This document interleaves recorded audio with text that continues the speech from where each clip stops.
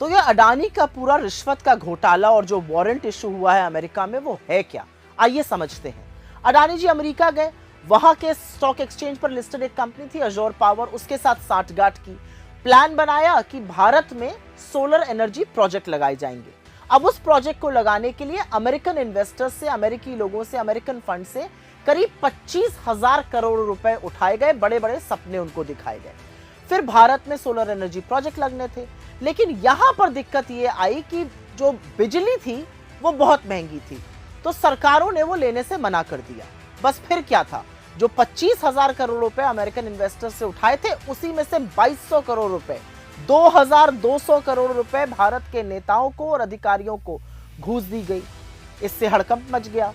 America का जो market regulator है एसईसी, जैसे हमारे यहाँ सेबी है वैसे वहां पर एसईसी है, एसईसी और एफबीआई ने अपनी जांच में पाया कि हिंदुस्तान में घूस दी गई है और अमेरिकन इन्वेस्टर्स के साथ धोखाधड़ी करी गई है।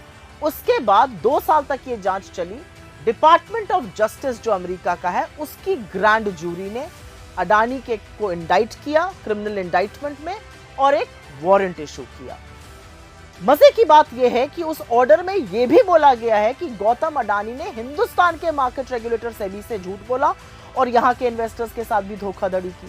लेकिन कितने कमाल की बात है कि हिंदुस्तान में घूस देने का मामला, हिंदुस्तान में सेबी से झूठ बोलने का मामला, अमेरिका में इस पर कार्रवाई हो रही है, अमेरिका इसके खिलाफ एक्शन ले रहा है, अमेरिका में वो मोस्ट वांटेड अपराधी बन गए, लेकिन नरेंद्र मोदी के रहते हुए हिंदुस्तान में कोई उनका बाल बांका नहीं कर पा रहा है। और अचरज की बात यह है कि जब यह सारा मामला सामने आया तो उनके बचाव में भारतीय जनता पार्टी ऐसे कूद पड़ी है मानो उन्हीं के हों। अरे मोदी अडानी थोड़ा पर्दे के पीछे रहने दीजिए, पर्दे के आगे तो थोड़ा दूरी बनाए रखते। लेकिन असल में भाजपा के लोग अडानी का बचाव मोदी से भी ज्यादा बढ़कर कर रहे हैं।